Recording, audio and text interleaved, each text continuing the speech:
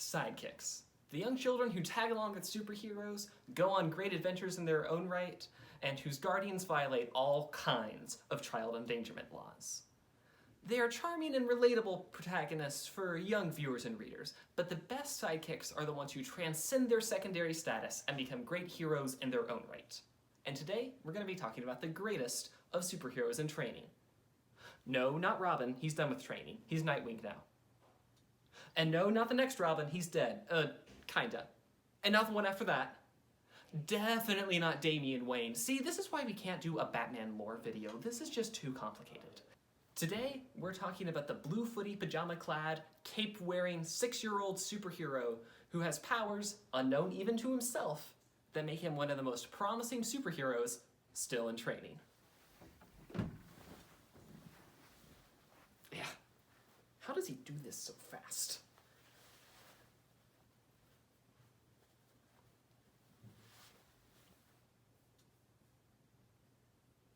First, we need to understand who Sam is. Pajama Sam. He is a 6-year-old human, or so the wiki tells me. That's never entirely made clear in the games. He is blue. He has hair, kind of, but it blends in with his body, and it's unclear where his hair begins and his body ends. He loves his favorite comic book superhero, Pajama Man.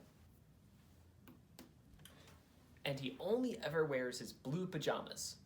Well, his cape too, and whatever disguises he needs, but he always wears the pajamas. He has 4 canonical adventures, so we're not counting the activity packs or junior arcades. I don't believe those are canon.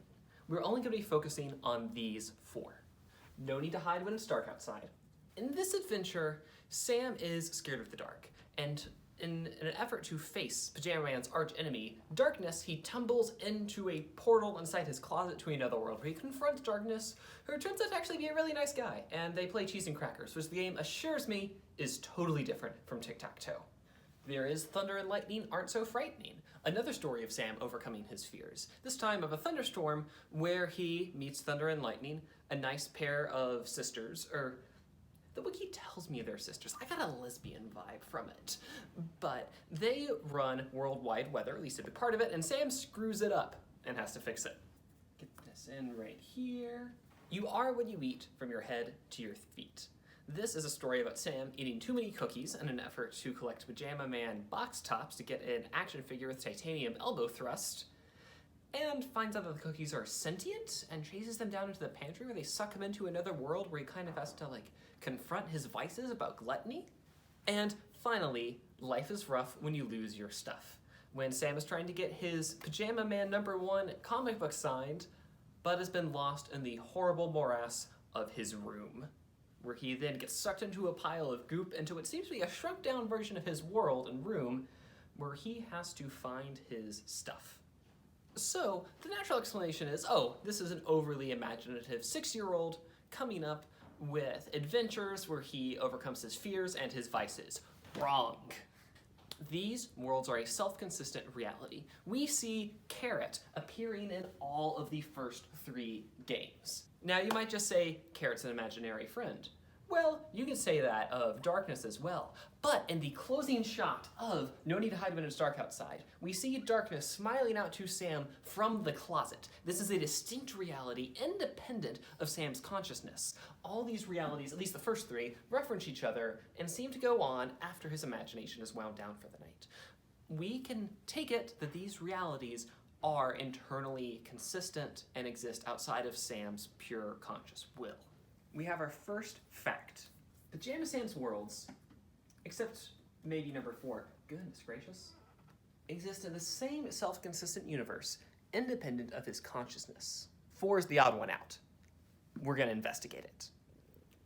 This is a bizarre, supersized version of Sam's room, complete with spilled soda, old bowls of cereal, dirty socks, and dust bunnies that are farmed like sheep, I think. Sam might be not in another universe, but in a tiny version of his own room, and we can test the consistency of that.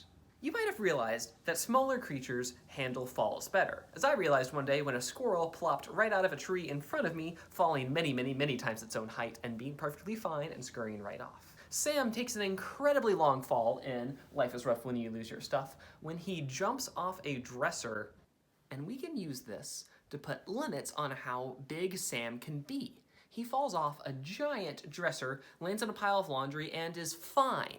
This is where we can make use of biology of scale. Turns out this wasn't very clearly visible before, so let me give you a good long look at this before we move on.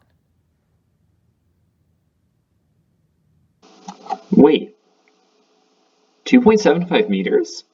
Turns out Sam's giant fall is consistent with him being normal human size. And in fact, everything in the game seems to check out with Sam being normal size despite being in what seems to be shrunk down into a giant version of his room. So, turns out biology of scale doesn't really help us here. It seems that Sam is pretty normal when it comes to giant falls. I did some Googling on this, and if you have a good enough net, you can even survive a fall from terminal velocity. Doesn't seem to have invulnerability, can't jump especially high, and doesn't seem to have super strength. And you are what you eat from your head to your feet. There's a strength test, doesn't get too dramatic of a score on it, and Thunder and Lightning aren't so frightening. He needs a crowbar to pry open a crate, and no need to hide when it's dark outside. He has to work pretty hard to lug some rocks into another cart. Sam isn't especially strong. He doesn't seem to have the classic superpowers. But in one rare instance, he especially does, if there's the right incentive.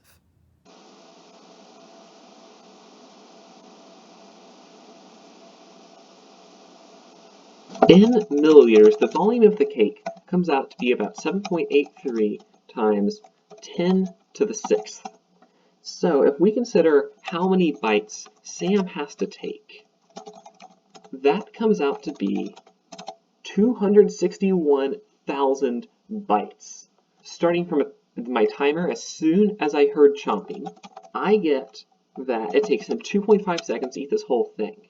He's making over 100,000 bites per second.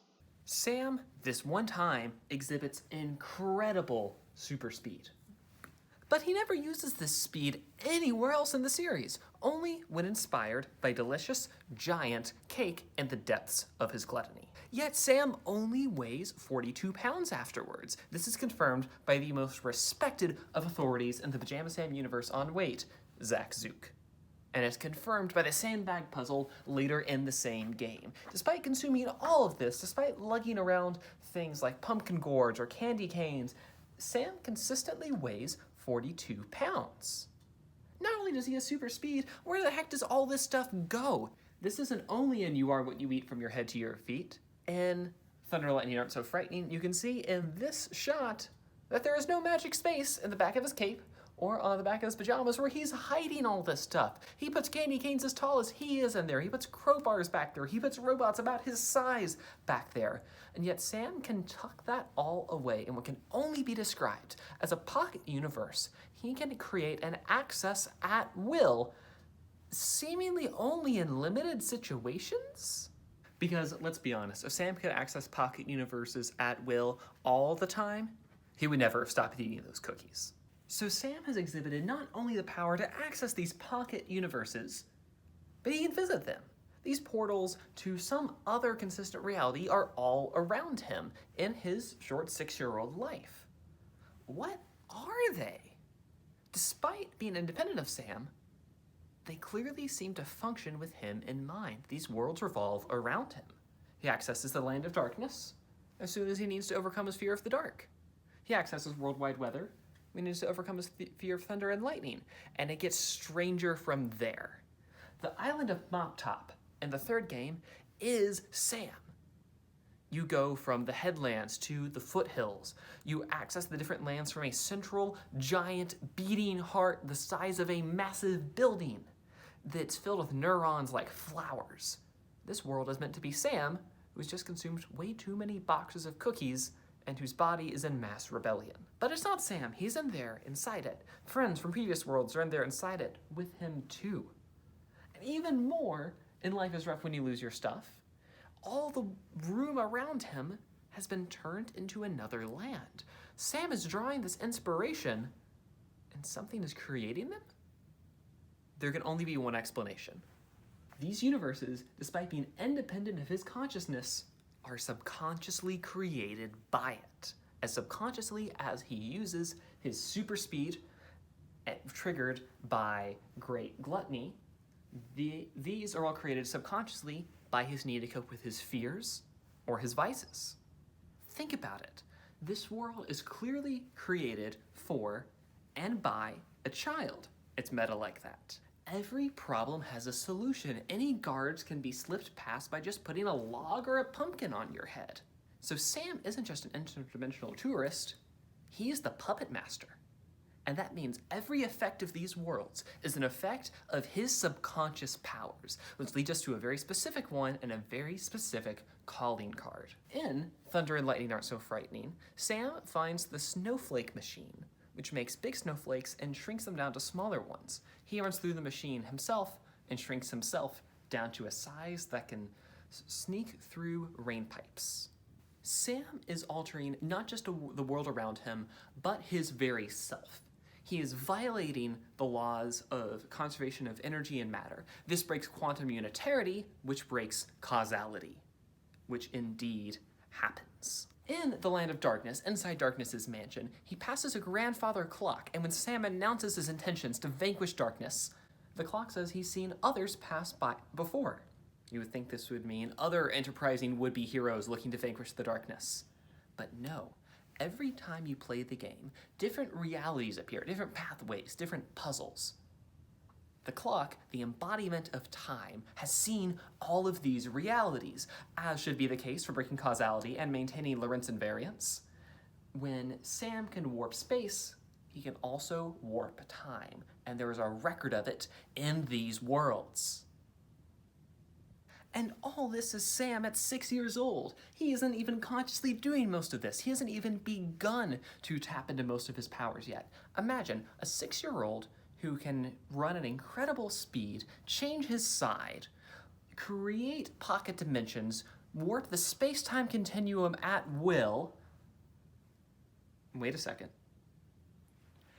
Okay, so all of that should be sounding very familiar.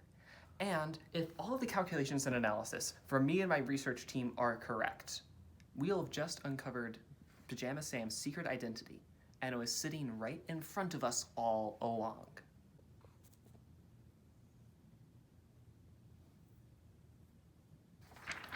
Pajama Sam is Dr. Manhattan. Or more specifically, he is the child of Dr. Manhattan, created from himself. Bear with me. Dr. Manhattan and his big blue whatever practically changed their sides as a party trick. He can warp space and time to his will. He's practically a godlike being among men. And what does he do with all his power? Went to Vietnam and screwed off to Mars. His omniscience makes him so depressed and apathetic about humanity that he completely isolates himself from it. Just an all-powerful being, living out his eternal existence in ever-increasing tedium. He can't connect to humans anymore, so what can he possibly do? Create a child in his own image so he can have a reason to go on living. Something to make him feel not so completely, utterly alone in the universe. The new HBO series even implied that Dr. Manhattan can transfer his power to others. Sam is what you get when you transfer Dr. Manhattan's powers to the mind and soul of a child. Pajama Man? Give me a break. Sam is orders of magnitudes a greater hero than his comic book idol. Pajama Sam is all the power of Dr. Manhattan with all the innocence of a 6-year-old child learning to be the best person he can be. Pajama Sam is the hero we deserve.